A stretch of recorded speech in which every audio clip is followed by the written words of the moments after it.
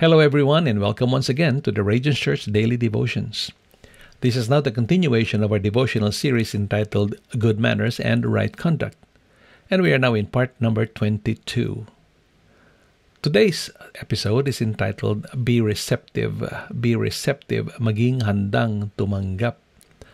At ang talata po natin ay nasa Proverbs 19 verse 20. Ganito po ang sinasabi. Get all the advice and instruction you can, so you will be wise the rest of your life.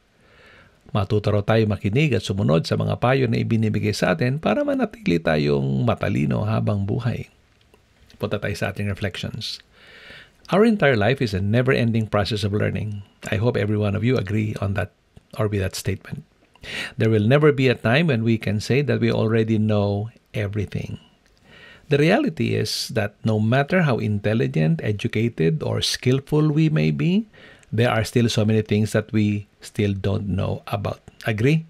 Walang ni isa man sa atin ang makapagsasabing alam na natin ang lahat ng bagay. And on those matters that we don't know, we must accept our ignorance and express willingness to be educated by those whom we think have lesser education and experiences than us. Hence, we must be receptive. Minsan kasi, mababa ang tingin natin sa ibang tao, pero di tayo aware na may galing sila na wala tayo, di ba? Marami mga taong matataas ang pinag-aralan, kaya ng mga mag-solve ng maraming mathematical calculations, matataas ang antas ng inabot, pero di marunong magluto ng adobo. Anyway, ano bang ibig sabihin ng receptivity? Well, receptivity simply means to be willing to consider or accept new suggestions or ideas. Ayon. Ang ibig sabihin ng receptive ay handa o maging handa na tumanggap ng mga bagong ideya o di naman ay mga mungkahi o impormasyon o di kaya naman ay mga opinyon na di mo tinatanggap noon. Ang ibig sabihin maging open. Ang pagiging receptive ay isang hakbang na nagpapakita ng kapakumbabaang loob. Ayan. Ang ibig sabihin, yung taong receptive, humble yan. It's an expression of humility. Yung we are willing to admit our inadequacy and then we express our desire to learn at mapunuan yung ating inadequacy para tayo maging adequate. It is actually one of the best expressions of good manners. Sabi ni Haring Solomon din sa Proverbs 12:15, the way of a fool is right in his own eyes, but a wise man listens to good advice. Ang mga mangmang daw ay nag-aakalang tama siya palagi. Ngunit ang taong wise o matalino ay marunong makinig sa payo ng iba. So, tanong, wise ka ba o fool?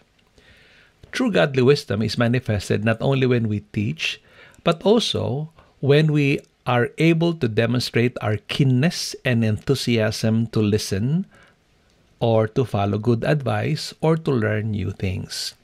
Ang tunay na wise ay di lamang marunong magturo o magbahagi ng kaalaman, marunong din siyang makinig at tumanggap ng payo o bagong katuruan.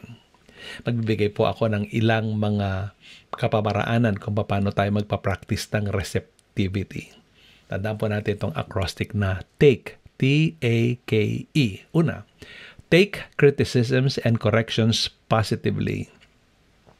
Never resist good advice. Ayan, kapag pinupuna o ikinokorek, matutong makinig at sumunod sa advice na ibinibigay sa atin. Huwag tatanggi, lalo na kung ito'y para sa ating sariling kabutihan.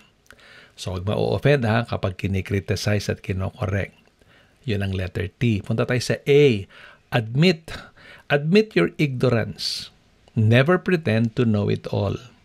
Tanggapin mo na marami ka pang di alam na bagay sa mundong ito. At kapag meron kang kausap na may galing o mas magaling kaysa sa'yo, tanggapin mo na kulang ka pa rin at matutong magpaturo.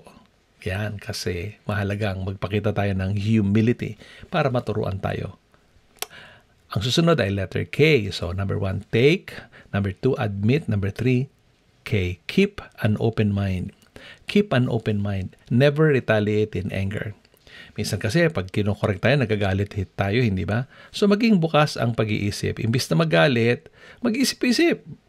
Baka naman tama yung sinasabi ng isang tao, pero nire-resist natin o mawawala yung ating opportunity para matuto ng isang bagong bagay.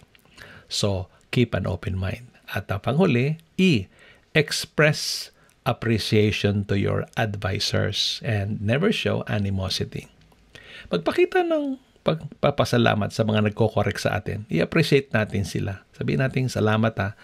Sana po namang mali kong ugali. Salamat sa correction. I really appreciate it. Ganyan ang good manners. Maging willing matuto sa lahat ng pagkakataon. Meron kong quotation na gusto kong ipamemorize sa inyo bago tayo magsara. Receptivity is the doorway to the future. For tomorrow belongs to those who are willing to learn new things today.